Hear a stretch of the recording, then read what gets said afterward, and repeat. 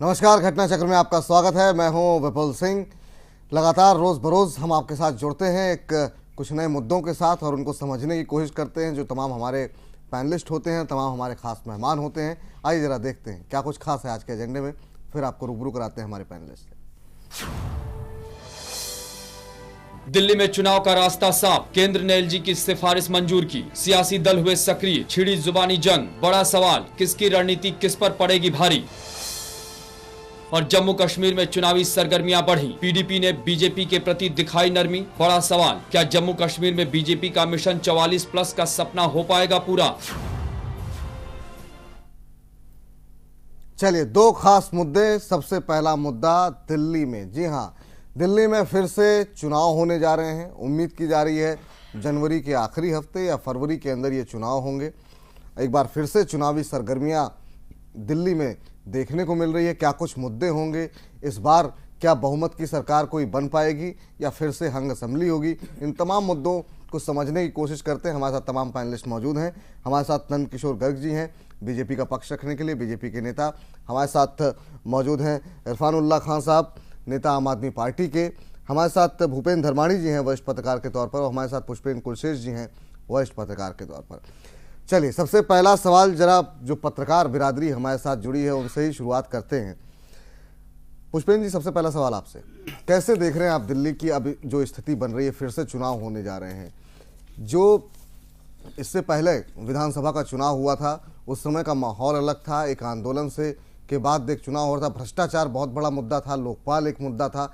इस बार के चुनाव के अंदर मुद्दे आप क्या देखने जा रहे हैं? देखिए, मैं समझता हूं कि पिछले बार जब विधानसभा का चुनाव हुआ था तो उस वक्त केंद्र में मनमोहन सिंह की सरकार थी, दिल्ली में शीला दीक्षित की सरकार थी, और आप पार्टी का जितना भी हमला था, मैं समझता हूं कि वो कांग्रेस के ऊपर ज्यादा था, क्योंकि भारतीय जनता पार्टी न सूबे में थी न केंद्र में थी। और लोकपाल का मामला उठा, भ्रष्टाचार का मामला हुआ, स्पेसिफिक शीला दीक्षित का उठा, 2G, CWC, ये तमाम सारी बातें जो थी वो तमाम उस वक्त आप पार्टी के नेता केजरीवाल के पास थी। लेकिन मुझे लगता है कि अब पूरा जो है एक सिनारियो दूसरा बदल चुका है। शीला दीक्षित चुनाव हार गई हैं। भ्रष्टाचार का मुद्दा नेताओं को लेकर के कोई पार्टी के ऊपर अभी नहीं है। अगर भारतीय जनता पार्टी की बात करें तो केंद्र में उनकी सरकार है, कई सूबों में उनकी सरकार चल रही है। लोकपाल के मुद्दे को जितनी तरजीह रेडियो के विज्ञापन से आप पार्टी ने दी थी, वो अब कहीं सुनाई नहीं देती काफी समय से। अब मुझे लगता है कि सबसे बड़ा सवाल यह होगा कि आप पार्टी जो उस वक्त एक क्लीन स्लेट की तरह थी, अब उस स्लेट के ऊपर कई सारी चीजें लिखी गई हैं, कई सारी चीजें मिटा दी गई हैं। कुमार विश्वास क्यों नाराज हैं, शाजिया इल्मी क्यों चली गई, दमानिया ने क्यों छोड़ा, मेधा पाटेकर क्यों नाराज हैं, 49 दिन में आपने क्या काम किया, सरकार क्यों छोड़ी, सरकार आपने क्यों बनाई। ये तमाम सारे सवाल मैं समझता हूं जो आप पार्टी के लिए एडवांटेज था पिछले दिसंबर में, ये अब इनके सामने सवाल खड़े होंगे और इनको जवाब देना होगा कि आप इस वक्त नरेंद्र मोदी की केंद्र में सरकार है, उसके खिलाफ आपके पास क्या ऐसा है जिससे लोग ये समझें कि आप कोई नई बात कह रहे हैं। आप अक्सर आरोप लगा करके चले जाते हैं, आपने तमाम सारी चीजें की, आप पूरे देश में चुनाव लड़े, 99% आपकी जमानत जब्त हुई, आप हरियाणा में चुनाव न लड़ने का आपने फैसला लिया। आपके दो बड़े नेता, खासतौर से योगेंद्र यादव और कुमार विश्वास ने जिस तरीके से अपने आप को गुमनामी में शामिल कर लिया, ये तमाम सारी बातें जो हैं वो इनके सामने होंगी। जहां भारतीय जनता पार्टी इनके मध्य मुकाबिल पे जो पार्टी नजर आती है, उसके सामने केंद्र सरकार ने क्या क्या किया, पेट्रोल है, डीजल है, महंगाई है, एडमिनिस्ट्रेशन की बात है, सफाई, ये तमाम सारी बातें हैं गिनाने के लिए। इसलिए इस चुनाव में आप पार्टी के सामने असल चुनौती होगी जो एक राजनीतिक दल की हैसियत में होती है। स्थिति पहले से खराब होगी या बेहतर, एक पत्रकार के तौर पर क्या कहेंगे आप? पार्टी के लिए ज्यादा बड़ा चैलेंज है, और जितनी सीटें उनकी आई थी उसको मैं समझता हूं उसकी 50% भी अगर वो बचा पाते हैं तो ये उनके लिए बहुत बड़ी जीत के बराबर होगा। चलिए, इस बीच जरा एक बार एक सवाल जो है धर्माणी साहब आपसे होगा। कांग्रेस को क्या रिवाइव होने के चांसेस दिखाई दे रहे हैं? क्योंकि जो तमाम मुद्दे थे, जो केंद्र सरकार की 10 साल की एंटी इनकम्बेंसी, 15 साल की एंटी इनकम्बेंसी दिल्ली की सरकार की, अब जो है कैसे आप देख रहे हैं? क्या आपको लगता है ये 5-6 महीने की जो सरकार गुजरी है उसके बाद से कुछ रिवाइवल आपको दिखाई दे रहा है कांग्रेस का 8 सीटों से? देखिए, मुझे ये लगता है कि जो अभी पुष्पेंद्र भाई ने बात कही है ये बड़ी महत्वपूर्ण बात है। जो दिल्ली का चुनाव है उसमें स्वाभाविक रूप से अब राष्ट्रीय दल है, इतने लंबे समय तक शासन किया है, दिल्ली में 15 साल शासन करने के बाद उनकी मुख्यमंत्री बहुत बहुत ज्यादा मार्जिन से अपना खुद का चुनाव नहीं बचा पाई। मुझे लगता है कि इतनी जल्दी शायद ये जनता देश की भूलने वाली नहीं है। जो कुछ भी स्कैम, जिस प्रकार का भी भ्रष्टाचार, जिस प्रकार की भी गवर्नेंस कांग्रेस ने की है, मुझे लग नहीं रहा कि इतनी जल्दी वो भूल पाएगी। लेकिन होता क्या है कि चुनाव जो है उसमें जब वोटर है वो कंपेयर करता है कि कौन ज्यादा बेटर हो सकता है। मुझे लगता है जिस प्रकार का कांग्रेस का सफाया पूरी तरह से दिल्ली विधानसभा में पिछले चुनाव में हुआ था, उसका एडवांटेज बहुत ज्यादा आम आदमी पार्टी को मिला था।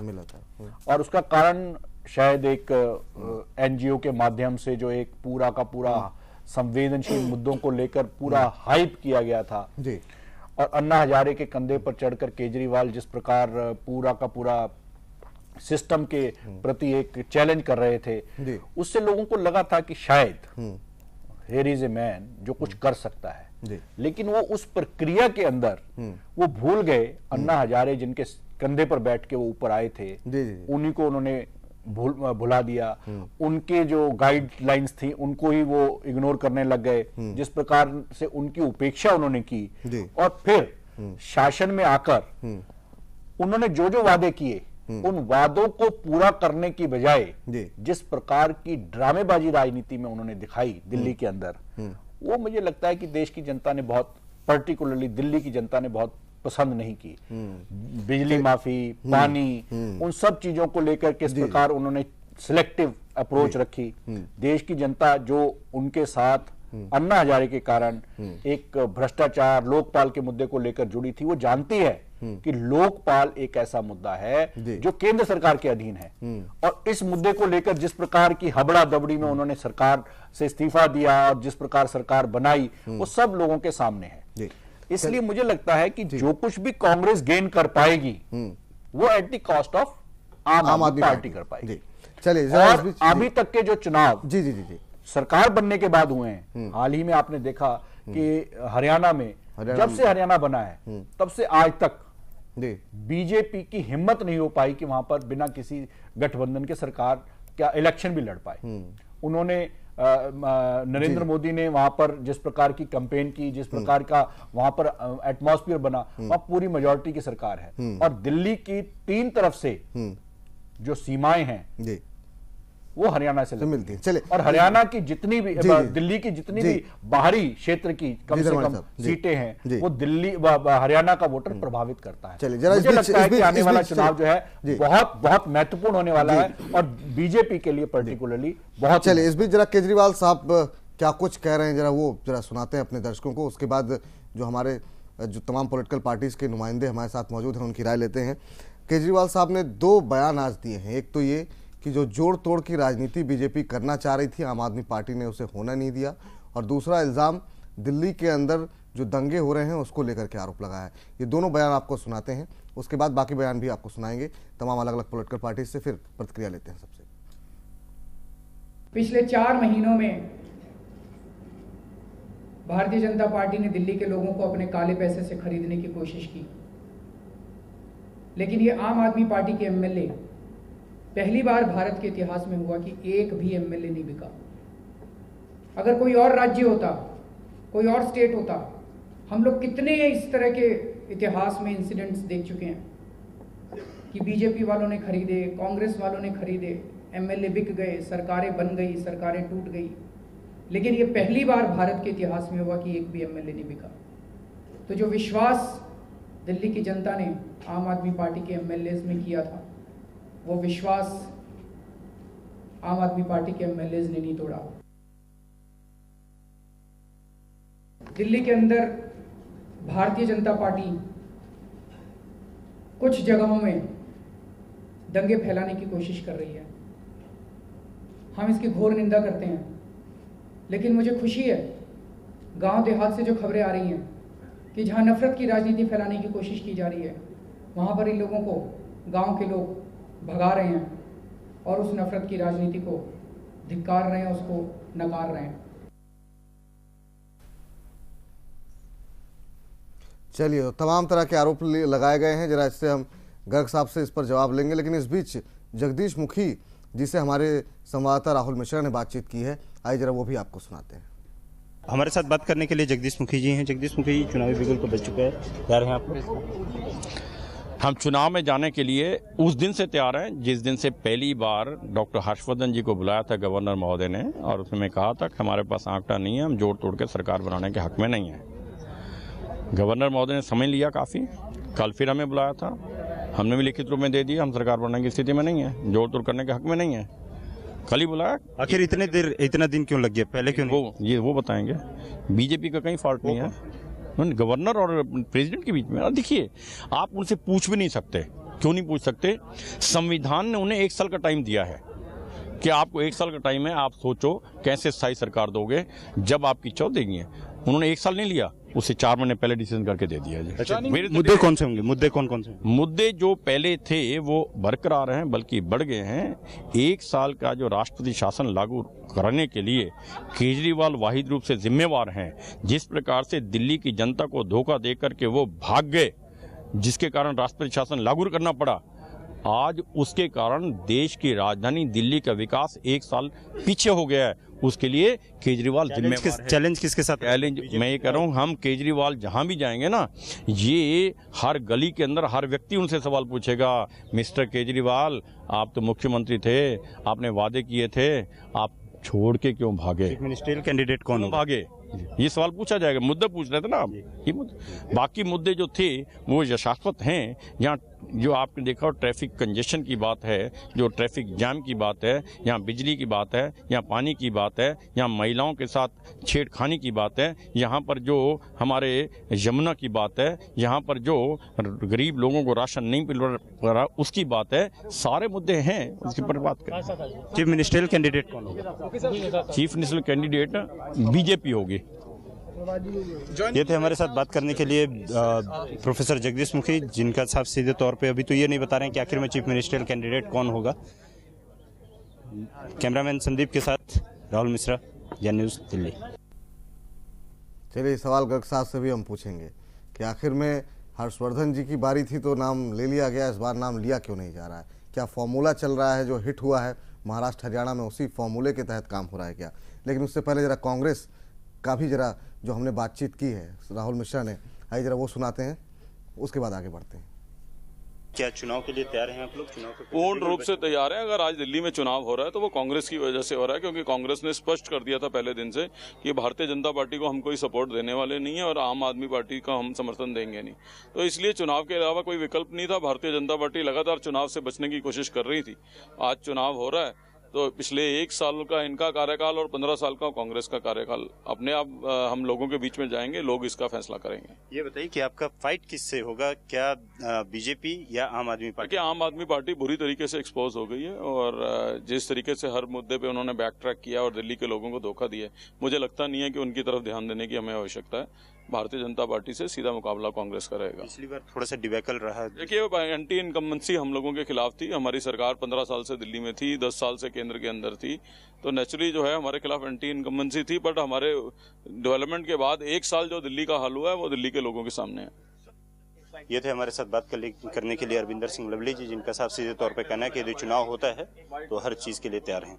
कैमरामैन महेंद्र के साथ राहुल मिश्रा, जन न्यूज़, दिल्ली। चलिए, तमाम पैनलिस्ट मौजूद हैं। गर्ग साहब, आपकी बारी है और तमाम तरीके के आरोप एक तो आपके ऊपर लगाए गए अरविंद केजरीवाल की तरफ से, कहा गया आप तोड़ नहीं पाए आम आदमी पार्टी को, दंगे भड़का रहे हैं आप, और ये भी कहा जा रहा है कि इस बार 45 से 50 सीटें जो है उन्होंने कहा कि वो जीतने जा रहे हैं। सबसे पहले तो जो तमाम बातें कही हैं केजरीवाल साहब की तरफ से, उनका आप क्या जवाब देंगे? उसके बाद चर्चा को थोड़ा खोलते हैं।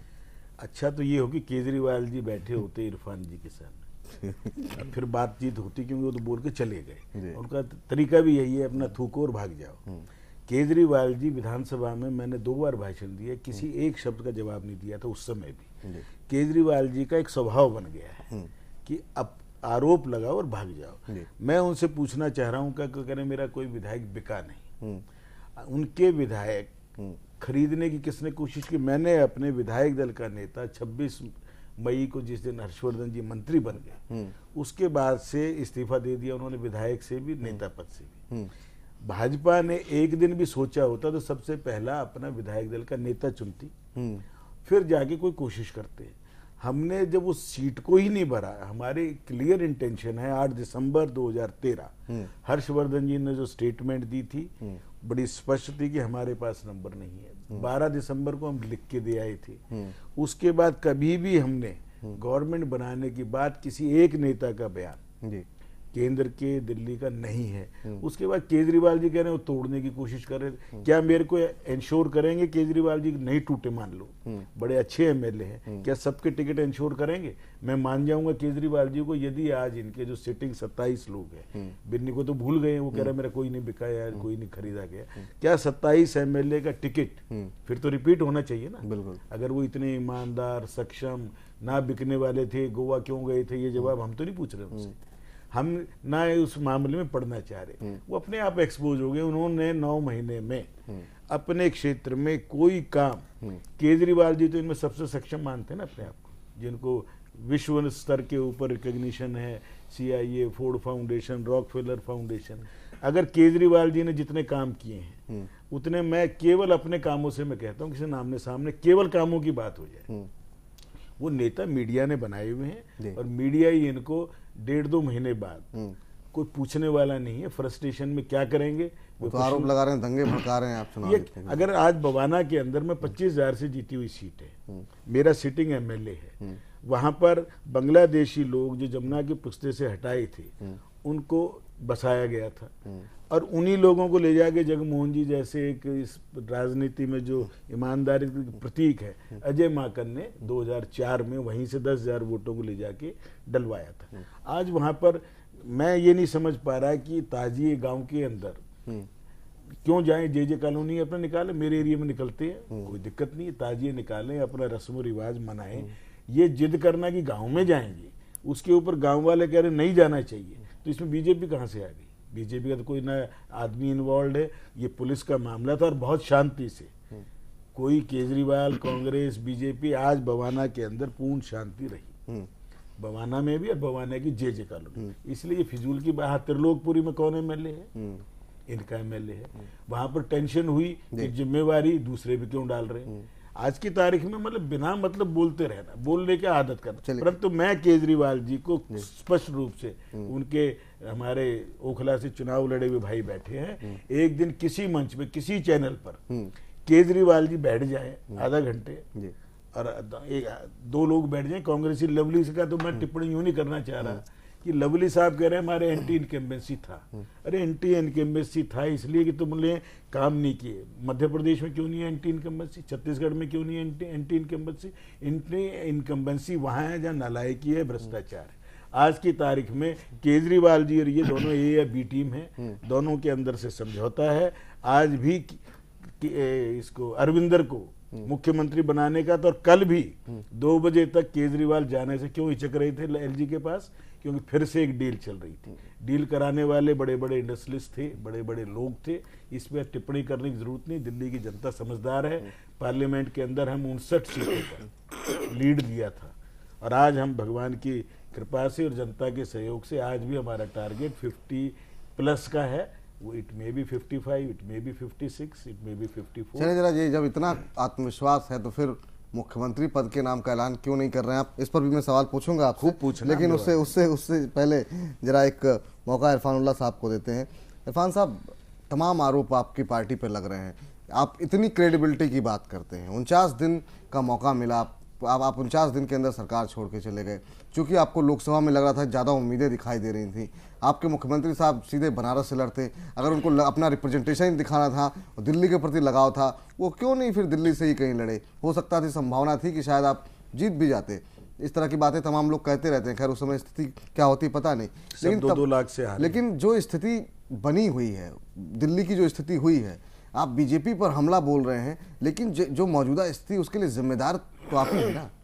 नहीं, देखिए, अगर हमारी पार्टी को बहुमत मिला होता उस वक्त 2013 के इलेक्शन बहुमत नहीं बना मिला था तो सरकार क्यों बनाई आपने? नहीं, सरकार तो हमने इसलिए बनाई क्योंकि पब्लिक चाहती थी, आवाम चाहती थी, और एक जब मर्तबा रिजाइन उस किया तो ट्रायल पब्लिक से पूछा ही नहीं उस आपने। ट्रायल की जरूरत थी नहीं, जब- कि आवाम जब को सरकार हटाई एक आपने- सरकार चाहिए थी, और 49 दिन में जो उसने सुकून पाया और जिस तरह से उसे गवर्नेंस मिली इस दिल्ली के अंदर, वो इससे पहले इतिहास में दिल्ली को नहीं मिली थी, दिल्ली गए सरकार क्यों को आप? नहीं गए मिली क्यों? थी। इतना सुकून मिल रहा लेकिन था, गए- इतनी भाई ये सुकून की हवा सुकून आपने जनता का आगे बरकरार क्यों नहीं क्यों नहीं रखा? रखा? वो सवाल ये इसलिए है। नहीं रखा कि अभी बात हो रही थी कि अन्ना हजारे साहब ने जो मूवमेंट चलाया उसको जिंदा रखा अरविंद केजरीवाल ने, और असेंबली में बर्बाद यह तय किया कर दिया बेचारी, अच्छी कि मैं मूवमेंट सरकार छोड़ सकता हूं लेकिन लोकपाल से समझौता नहीं कर सकता, जन लोकपाल जैसा बिल ला कर रहूंगा। अच्छा। जब वो बिल नहीं आया तो मुझे लगता लोकपाल है का बिल भी कि जो विधानसभा वादा में किया आ था रहा। उन्होंने, इरफान जी, जो दिल्ली देश के में सामने वादा किया विधानसभा में आ था रहा था। उसको निभाया, नवंबर उसको से निभाते हुए इस्तीफा दिया। लोकायुक्त का पद खाली था 49 दिन में, कम से कम जैसा भी एक्ट था लोकायुक्त और उप लोकायुक्त का पद तो उसको भरा जा आप- सकता था। शून्य में चल रही दिल्ली। लंगड़ा लूला हम अरे लोकपाल से लंगड़ा काम लूला चलने ना से वाला तो नहीं अच्छा था, है। उसी की वजह से तो करप्शन हो रहा था देश में और अरे दिल्ली के ना अंदर। से तो अच्छा था भाई। सवाल ये है इरफान साहब कि ये बात आपको ही पता थी कि धरना लोकपाल मंत्री थे, वो मुख्यमंत्री बिल जो नहीं है वो थे। दिल्ली विधानसभा से तो पास होना नहीं था, वो पास होना था केंद्र से। उसके लिए आप इस्तीफा दे रहे थे। लोगों को ये बात अभी तक समझ में नहीं आई है कि आखिर में आपने इस्तीफा दिया किस लिए। और चलिए, आपने इस्तीफा दिया मुद्दों सिद्धांतों के ऊपर से इस्तीफा दिया, आप माफी मांग रहे हैं, आप कह रहे हैं कि लोगों तक हम मैसेज पहुंचा नहीं पाए, हम माफी मांग रहे हैं कि हमको हमसे लोगों गलती हो गई। हमसे गलती हो गई, हमने इस्तीफा दे दिया। नहीं, ये देखिए, इस्तीफा देने को आप गलती मान रहे सिर्फ हैं इतनी या दो गलती में से मानी, दो इतनी में से एक गलती चीज मानी मानी आप? सिर्फ हमने एक ही गलती मानी अरविंद केजरीवाल साहब ने कि जब हमने सरकार बनाई थी लोगों के पास गए थे हम, हमें उस वक्त भी जाना चाहिए था, ये हमसे गलती हुई, उसकी माफी मांगी उन्होंने। लेकिन वो अब भी कायम है कि जन लोकपाल के लिए अगर सरकार को कुर्बान करना ठीक था तो वो हमने की, और ये साबित कर दिया कि जिस इशू पर हम आए थे करप्शन को मिटाने के लिए, उस पर हम पूरी तरह से खरे उतरे हैं। और 49 दिन की सरकार लोग याद कर रहे हैं आज।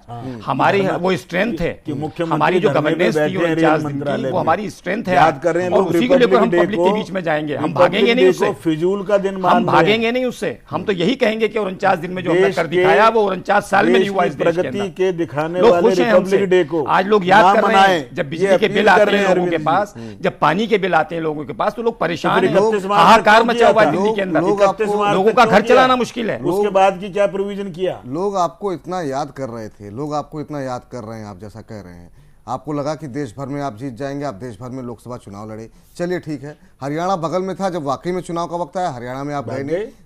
जब आपको लगता है कि 49 दिन को लेकर के आप देश भर में जीत सकते हैं तो हरियाणा में क्यों नहीं गए आप? हरियाणा में तो आप कह रहे थे बहुमत सरकार बनाएगी, मुख्यमंत्री आपने बोल दिया योगेंद्र यादव होगा, फिर क्यों नहीं गए हरियाणा? देखिए, हम ये तो बिल्कुल तय हो गया कि आम आदमी पार्टी सत्ता की भूखी पार्टी नहीं है कि हम हर जगह चुनाव लड़ेंगे ही।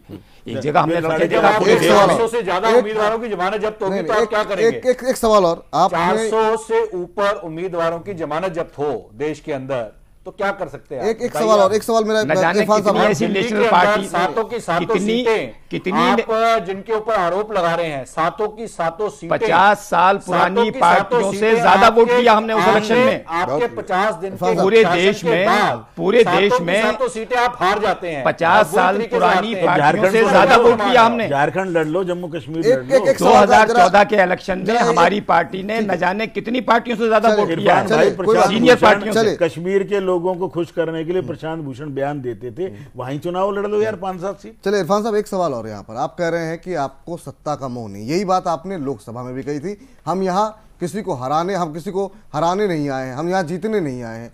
लोगों ने वही किया, आपको हार नसीब हुई। अभी भी आपके कल भी एक नुमाइंदे आए थे आम आदमी पार्टी के, वो भी कह रहे हैं कि सत्ता के लोभी नहीं। जब आप खुद कह रहे हैं कि हमको सत्ता चलानी नहीं है, सत्ता में आना ही नहीं है, चुनाव लड़ किस लिए रहे हैं आप? नहीं, देखिए, हमने ये कभी नहीं राजग कहा कि है। सत्ता में- बहुत बार कहा कि देखिए, हमारे हमने लिए बार सत्ता बार ये इंपॉर्टेंट कहा, नहीं है। हमने बार बार ये कहा कि जितने हमने कहकर देख लिया हर पार्टी से, नार्किस्ट हर पार्लियामेंट हाउस के हर मेंबर से कह के देख लिया कि जन लोकपाल लाइए, सख्त कानून बनाइए, भ्रष्टाचार मिटाइए इस देश से, जब तक कोई डेवलपमेंट नहीं हो सकता। जब वो नहीं हुआ तब हमने सत्ता का रास्ता अख्तियार किया, जिससे अन्ना जी ने भी सहमति जताई थी कि हाँ अब रास्ता यही रह गया है। एक छोटे से ब्रेक के लिए रुक रहे हैं, ब्रेक के बाद जरा कांग्रेस का भी पक्ष जानेंगे और ये भी पूछेंगे कि आखिर में बीजेपी मुख्यमंत्री पद का ऐलान क्यों नहीं कर रही है। बने रहिए हमारे साथ, दिल्ली की सियासत में अभी और कई मोड़ बाकी हैं।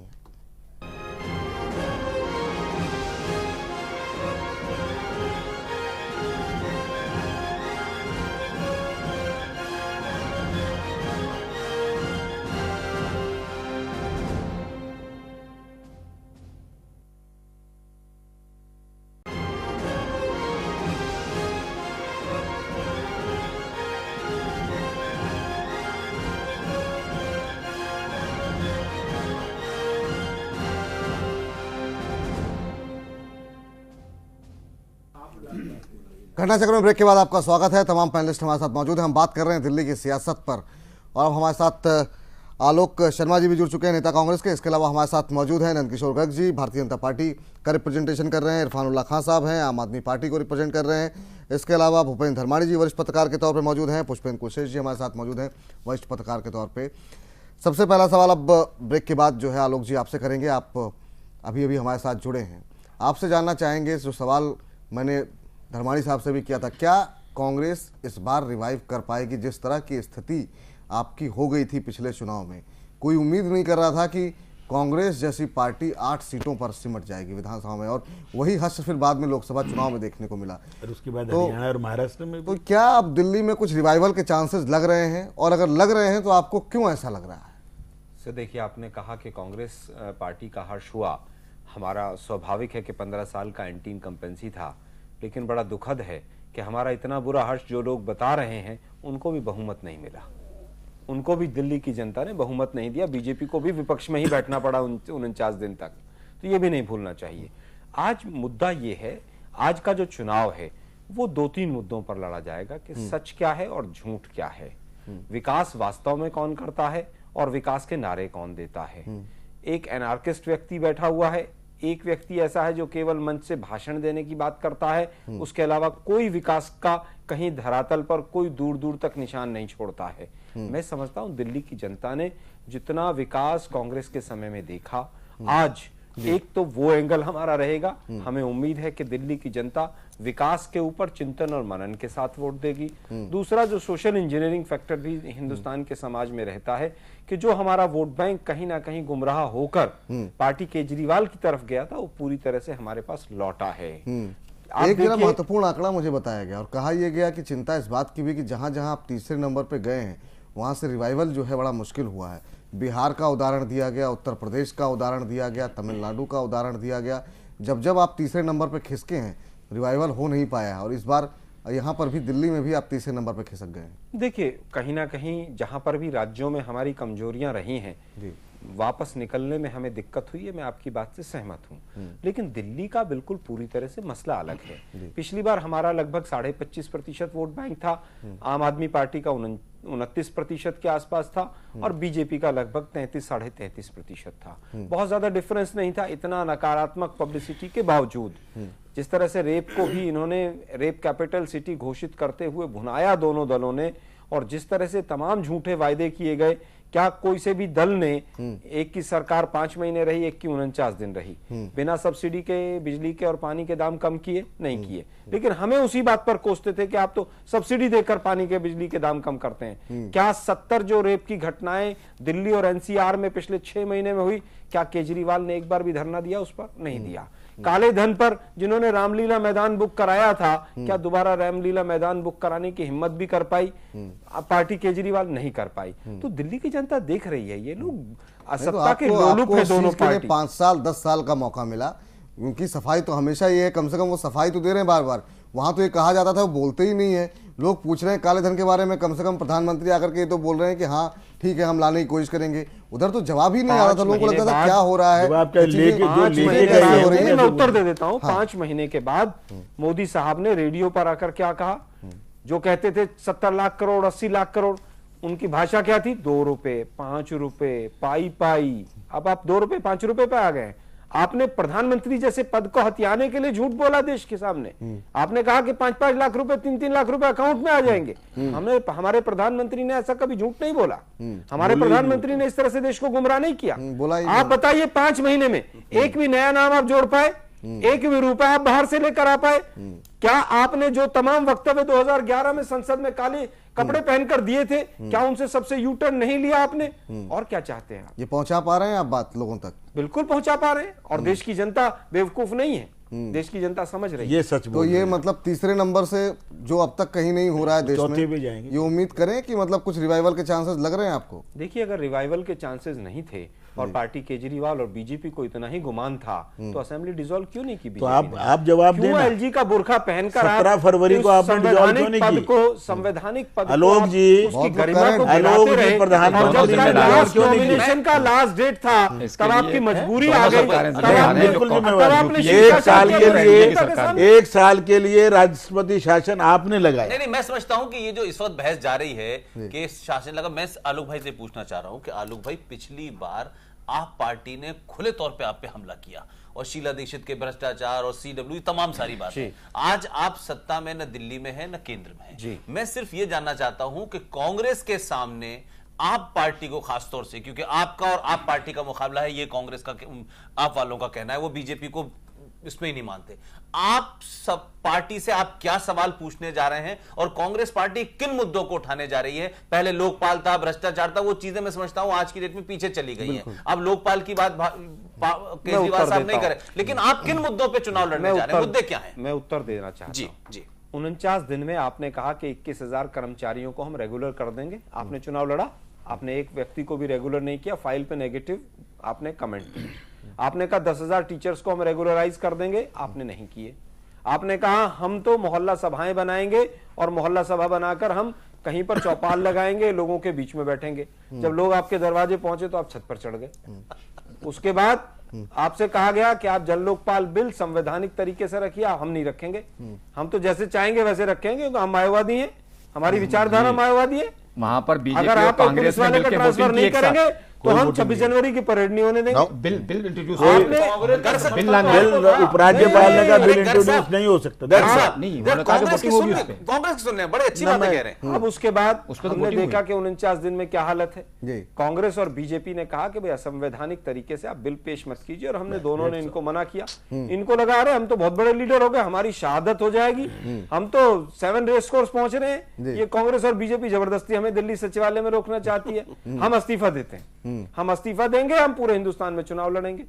आपका 6 महीने में यह हाल हो गया कि आपको दोबारा से जब हरियाणा और महाराष्ट्र में चुनाव हुए तो आप चुनाव से भाग खड़े हुए, दिल्ली यूनिवर्सिटी के चुनाव हुए तो उससे भाग खड़े हुए। अरे लोकतंत्र की नींव है, चुनाव लड़िए, आप दिल्ली की जनता के बीच में जाइए, आप वहां से भी भागते चले जा रहे हैं। शीला दीक्षित को क्या दोबारा सामने लाएंगे आप?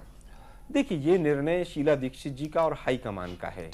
अभी तक आधिकारिक किसी तरह का बयान 15 साल तक उन्होंने मतलब आपको जिता करके रखा, एक चुनाव हारी है, एक बार एक मौका और देंगे क्या? नहीं, मैं इसके ऊपर ना सकारात्मक ना नकारात्मक, देखिए दोनों पार्टियां भाग रही हैं, कोई लीडर पेश नहीं कर पाई दिल्ली में। लेकिन नहीं, कांग्रेस और बीजेपी दोनों लीडरलेस इलेक्शन लड़ेंगी, मैं इनका कोई नेतृत्व करने वाला नहीं है। आलोक जी से मैं प्रश्न पूछना चाहता हूं कि क्या आप कांग्रेस के उम्मीदवार मुखी जी के सामने होने जा रहे हैं? कम से कम ये तो बता सकते हैं। मेरा जो भी पार्टी निर्णय लेगी, चाहे टफ से टफ कैंडिडेट हो, पार्टी ने तो अगर पार्टी निर्णय लेगी, नहीं, लेकिन अभी जगदीश मुखी का नाम ऐलान कहीं पर ऐलान नहीं हुआ। विधानसभा के लिए दोहरी नीति है बीजेपी की। एक साल पहले आपने डॉक्टर हर्षवर्धन को डिक्लेयर कर दिया, अब आप डिक्लेयर नहीं कर रहे, क्यों नहीं कर रहे? आप पार्टियों का हर 6 महीने के बाद अपने हिसाब से बदलते हैं। सोनिया जी राहुल जी के नेतृत्व में लड़ेंगे और भाजपा जो है वो मोदी जी केजरीवाल की नई दिल्ली सीट छोड़ के भाग लिए। इन दोनों पार्टियों का जमानत जब्त हो रही है नई दिल्ली सीट पे केजरीवाल को, पार्टी केजरीवाल के दिल्ली असेंबली का इलेक्शन लीडरलेस होगा, दोनों पार्टियों दिल्ली में सीट तलाश रहे हैं पर वहां मिलने नहीं हो सकता। लेकिन इरफान साहब से मैं ये कह रहा हूं कि इरफान साहब, सारा मामला आपके सामने है और आपकी और बीजेपी की फाइट है, ऐसा कहा जा रहा है, कांग्रेस लड़ाई में नहीं है। मेरा सवाल यह है कि आप पार्टी के पास क्या मुद्दे हैं बीजेपी पे हमला करने के लिए? देखिए हमारे पास, एक सेकंड, वो मुद्दे तो बताइए, क्योंकि हमारे पास मुद्दे थे पुराने, वो तो सब खत्म हो चुके हैं। देखिए सबसे बड़ा, देखिए सबसे बड़ी चीज ये है कि हमने जो 49 दिन की सरकार चलाई है वो हमारी स्ट्रेंथ है, वो जनता के बीच में है, जनता के दिल में बसा हुआ है, उसी को लेकर हम जाएंगे कि जब हम 49 दिन में वो सरकार दे सकते हैं, राहत दे सकते हैं, तो 5 साल में हम क्या कुछ नहीं कर सकते? क्या हम इसे मॉडल स्टेट नहीं बना सकते? पार्टी को ये मुद्दा रहेगा। ये मुद्दों के साथ साथ लोग ये भी पूछेंगे कि जिस ट्रांसपेरेंसी के साथ आपने पार्टी चलाई, शाजिया इल्मी कहां है, कुमार विश्वास कहां है, दमानिया कहां है, राजमोहन कहां है, प्रोफेसर आनंद कुमार कहां है, ये तमाम सारे लोग बिन्नी क्यों छोड़ के गया, ये तमाम सारी बातें पूछेंगे। इसका जवाब क्या है आपके पास? वो हमारे पास जवाब ये है कि ये हमारा इंटरनल इशू है, इंटरनल मैटर है, हर पार्टी का होता है, लेकिन हम इश्यूज से कहीं नहीं भटके हैं, हम मुद्दों से कहीं नहीं भटके हैं, जनता के बीच में हैं, जनता से कहीं नहीं भटके हैं। हमें जवाबदेही जनता को होगी। मुद्दा नहीं रहा। मैं आम आदमी नहीं कर रहे पार्टी केजरीवाल से 2 सवाल सीधे पूछता हूं। हमें स्रोतों से पता चल रहा है कि आप लोग 28 में से 20 विधायकों के टिकट काटने जा रहे हैं और केजरीवाल साहब जनकपुरी से चुनाव लड़ना चाह रहे हैं, इसमें कितनी सच्चाई है? देखिए, ये तो मुझे मालूम नहीं कहाँ से आपको ये खबर मिली है। और हमारी पार्टी ने बार बार कहा है, आज भी उन्होंने तारीफ की अपने एमएलएस की कि देश की हिस्ट्री में इतिहास में पहली मर्तबा हुआ है कि खरीद फरोख्त नहीं हो पाई, लिहाजा वो 27 लोग हमारे एज इट इज हैं, बार बार कह रही है। लेकिन बाकी पार्टी का सिस्टम है, देखिए हर पार्टी का सिस्टम है, डेमोक्रेटिक पार्टी है हमारी, हम तो केवल जानना चाह रहे हैं डेमोक्रेटिक पार्टी है, ट्रांसपेरेंसी है, उसमें ट्रांसपेरेंसी के साथ टिकटों का बंटवारा होगा। चले एक आखिरी हम अपने उम्मीदवार बनाएंगे। एक विपुल जी पूछना चाहता था, आप आम आदमी पार्टी के नेता बैठे हैं, ये कह रहे हैं कि इनको कहां से खबर मिली आलोक जी को, मुझे ये बताएं कि ये केजरीवाल जी को कहां से खबर मिलती है कि बीजेपी ये करने वाली थी और वो करने वाले थे? वो ऐसे आरोप लगा लोगों के और पार जाते हैं। हम आरोप नहीं लगाते, केजरीवाल जो बात कहते हैं वो दूसरे दिन सच हो जाती है। कौन सी बात सच हो जाती है? वो सच हो जाती है। आपने आरोप लगा दिया, आपने जो आरोप है वो राजनीतिक एक प्रवक्ता है एक पार्टी के, वो आपको सीधा सीधा आरोप लगा रहे हैं, उसका जवाब आप कह रहे हैं आपके पास कहां से खबर आई? वो पूछ रहे हैं आपसे, उसका जवाब तो दीजिए ना। आपको नहीं, ये गलत खबर है, आपके पास जो कुछ खबर आई है बिल्कुल गलत है, अभी तक बिल्कुल गलत खबर है। आज ही केजरीवाल साहब ने कहा है जहां मेरी पार्टी मुझे खड़ा करेगी, जहां से कैंडिडेट बनाएगी, सुप्रीमो है वो उम्मीदवार बनेगी। हमारी पार्टी डेमोक्रेटिक राजनीतिक पार्टी है। इरफान भाई, पिछली बार केजरीवाल साहब जो थे लोकसभा चुनाव में तौकीर रजा के पास गए थे, जो दंगों में आरोपी थे। इस बार यह सुना गया है कि एमआईएम मजलिस इत्तेहादुल मुस्लिमीन दिल्ली में आ रही है, क्या उसके साथ गठबंधन करके चुनाव लड़ेंगे? क्योंकि दिल्ली के अंदर 6 सीटों पे मुसलमानों की ऐसी पोजीशन है कि वहां से किसी पार्टी का वो मुसलमान ही जीतता है, और 30-32 सीटों पे मुसलमान जो है बहुत इंपॉर्टेंट रोल प्ले करते हैं। क्या आप कम्युनल कार्ड बीजेपी के कंधे पे रख के खुद तो नहीं खेल रहे? देखिए, हमने कहीं कम्युनल कार्ड खेलने वाले नहीं है, ना कभी खेला है। हमने हिंदू सीट से मुसलमान को लड़ाया है और मुस्लिम सीट से हिंदू को लड़ाया है। हमारी पार्टी ने एक नई सोच पैदा की है, हम कम्युनलिज्म पे यकीन नहीं करते, पूरे भारतीयों के साथ। एक महत्वपूर्ण सवाल, क्योंकि समय अगले विषय पे भी जाना है। गर्ग साहब, मुख्यमंत्री पद का ऐलान क्यों नहीं कर रहे हैं आप? ये हमने हरियाणा महाराष्ट्र में 2 जगह एक्सपेरिमेंट किए। दूसरी मैं बात बताऊं, मुख्यमंत्री जहां डिक्लेयर होकर खड़ा खंडूरी साहब, केवल अपनी सीट बाई चांस हारने से मुख्यमंत्री भी नहीं बन पाए, हमारी सरकार भी नहीं। हमने दोनों एक्सपेरिमेंट करके देखे हैं। हमारा एक्सपेरिमेंट कमल का निशान और नरेंद्र मोदी का हरियाणा और महाराष्ट्र में अभी अभी सफल हुआ है, 15 दिन पहले, 10 दिन पहले। तो वो एक सफल एक्सपेरिमेंट को हम दिल्ली में, झारखंड में और जम्मू कश्मीर में दोहरा रहे हैं। और तीनों जगह कश्मीर के अंदर पहली बार राष्ट्रवादी शक्तियों का मुख्यमंत्री होगा। ये देश की जनता को बड़ी खुशी की बात है। मुझे लगता है क्योंकि हमारे पास भी जो तमाम जानकारियां मिल रही हैं, कंधार भूल गए,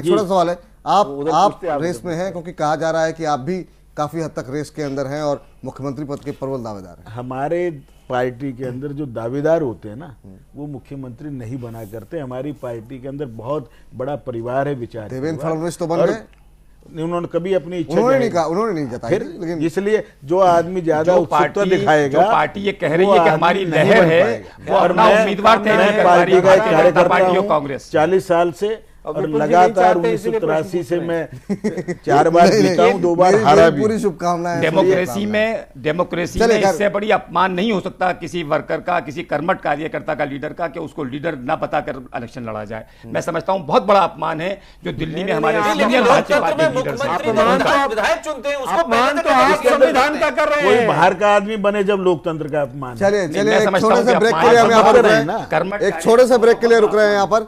आपको बता दें कि तमाम अभी दिलचस्प मोड़ आने वाले हैं अगले 2-3 महीने के अंदर। जैसे जैसे सियासी पारा चढ़ेगा, वैसे वैसे दिल्ली की जो जैसे सर्दी बढ़ेगी वैसे वैसे गर्माहट दिल्ली की सियासत में देखने को मिल रही है। आरोप प्रत्यारोप के क्या दौर चलते हैं, नए मुद्दे क्या कुछ निकल के आते हैं, इस पर भी सबकी सबकी सबकी सबकी नजरें होंगी। और तमाम लोग ये कह रहे हैं कि केजरीवाल का जब मफलर निकलेगा उसके बाद से तमाम आरोप प्रत्यारोप के दौर और भी शुरू होंगे। दिलचस्प होगा मामला, लेकिन उसके बाद ब्रेक, छोटा सा ब्रेक ले रहे हैं। ब्रेक के बाद तमाम पैनलिस्ट मौजूद रहेंगे। जरा संक्षेप में एक छोटी छोटी टिप्पणी सबसे झारखंड और जम्मू कश्मीर के मुद्दे पर।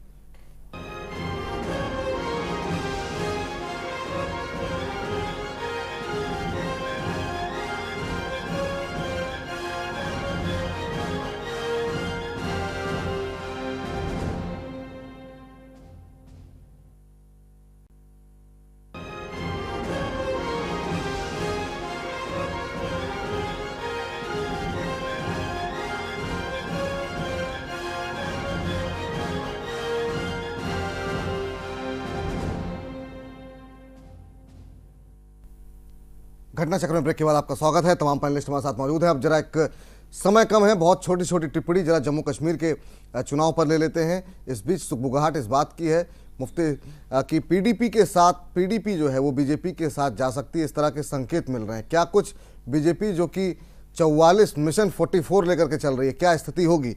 नंदकिशोर गर्ग जी हमारे साथ, नेता भारतीय जनता पार्टी के हैं। इरफानुल्लाह खान साहब नेता आम आदमी पार्टी के। आलोक शर्मा जी कांग्रेस का रिप्रेजेंटेशन कर रहे हैं। भूपेंद्र धर्माणी साहब वरिष्ठ पत्रकार हैं। पुष्पेंद्र कुलशीष जी हमारे साथ वरिष्ठ पत्रकार के तौर पर मौजूद हैं।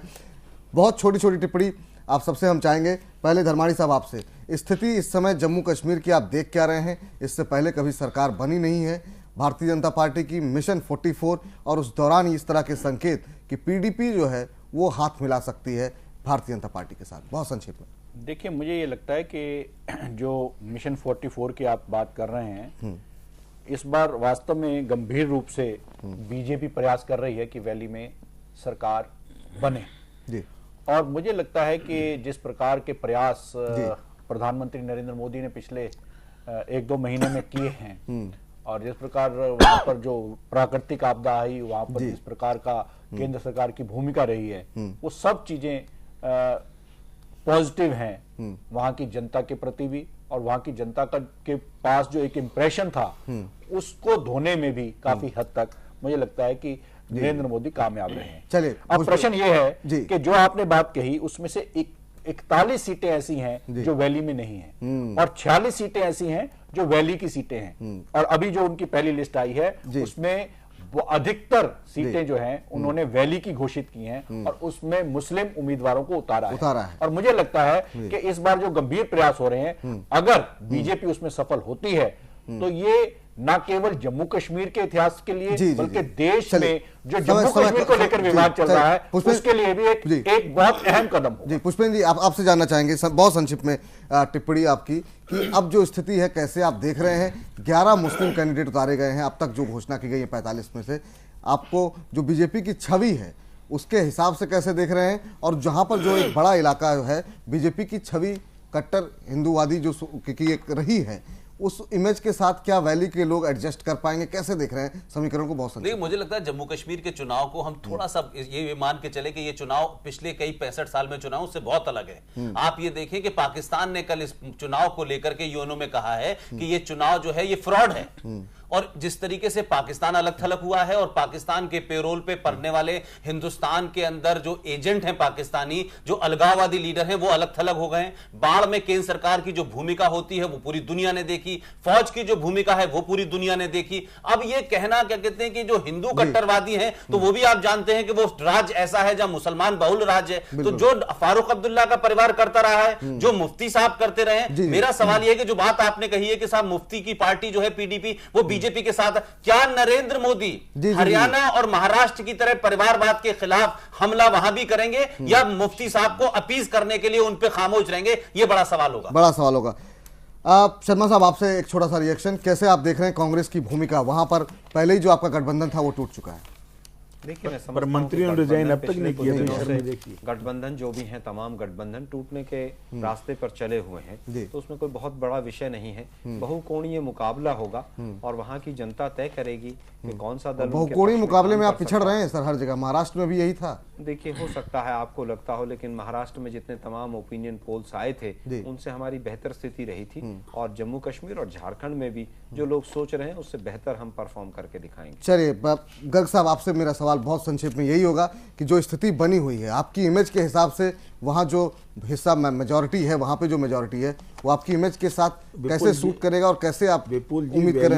आप सारे को एक जैसे रंग में मत रंगिए। वहाँ जो बक्करवाल हैं, गुजर बहुल एरिए हैं, जो अन्य, क्योंकि आप वैली श्रीनगर के आसपास की अलग सोच है, और वहाँ भी जिस हिसाब से 2 महीने में सितंबर की बाढ़ के बाद, मैं आज एक बैंकर से बात कर रहा था, सारे बैंकों का चेयरमैन है, कहना जी 810 ब्रांचों में से सारी की सारी जो तबाह हो गई थी, हमने 10 दिन के अंदर एयरलिफ्ट करके एटीएम नाव में, बोट में रख के लोगों को राहत दी। 1 महीने में 180 करोड़ रुपए के लोन सैंक्शन किए। लोगों का जो तो मिलते हैं लोगों से, लोगों का रिस्पॉन्स ये है कि जिस सरकार को या जिस मोदी जी को एक जैसा पिक्चर बनाते थे कि ये तो जैसे किसी को खा जाएगा, उसने कश्मीर वैली में, जम्मू कश्मीर में, लद्दाख में, और ये मान के चलिए 3 लोकसभा हमारी हैं, 6 में से 3 हम ऑलरेडी जीते हुए हैं। हम कोई हवाई बातें नहीं कर रहे। पीडीपी परिवारवाद के जो पुष्पेंद्र जी ने बात की, हमारा सारा जोर परिवारवाद के खिलाफ है, जिसमें पीडीपी भी परिवारवादी है, एनसी भी है, और दोनों चुनाव के बाद अगर विकल्प मिले तो एनसी या पीडीपी किसके साथ जाना पसंद करेंगे? कौन सा विकल्प होगा ये चुनाव के बाद की रणनीति की देखी जाएगी। उमर साहब हमारे अटल जी के मंत्रिमंडल में थे, उन्होंने माना था पूरे वर्ल्ड ने कि सबसे निष्पक्ष चुनाव जम्मू कश्मीर में हुआ तो अटल जी के प्रधानमंत्री काल में हुआ था। चलिए, इसलिए आज चुनाव के बाद हम यदि 44 जीतते हैं, 42 जीतते हैं, 40 जीतते हैं, ये समय बताए। चलिए इरफान साहब, बहुत छोटा सा कमेंट आपसे, आप वहां पर हैं नहीं, टिप्पणी आपकी तरफ से, आपको संभावनाएं क्या दिख रही हैं? आप पार्टी से तो ये पूछिए कि कश्मीर में जो इनका स्टैंड है वो इसको जारी रखेंगे कि नहीं? कैंडिडेट तो ले आते, लड़ेंगे नहीं। आम आदमी पार्टी ये चाहती है कि वहां पर निष्पक्ष चुनाव हो, फेयर फ्री इलेक्शन हो, डेवलपमेंट की तरफ चला जाए वो स्टेट, और वहां पर एक अमन कायम हो जाए, और जो फैसला बहुत बहुत शुक्रिया, बहुत बहुत शुक्रिया गर्ग साहब आपका, नंद किशोर जी आप हमारे साथ कार्यक्रम में जुड़े, इरफानुल्लाह खान साहब आपका भी बहुत बहुत शुक्रिया, आलोक जी आपका भी बहुत बहुत धन्यवाद, भूपेंद्र धर्माणी जी आपका भी बहुत बहुत शुक्रिया, पुष्पिन जी आपका भी बहुत बहुत शुक्रिया इस कार्यक्रम में जुड़ने के लिए। अब देखना यह है कश्मीर की आवाम क्या कुछ तय करती है, मुकाबला दिलचस्प है। फिलहाल घटना चक्र में इतना ही। तमाम बड़ी खबरों के लिए आप देखते रहिए जैन टीवी। नमस्कार।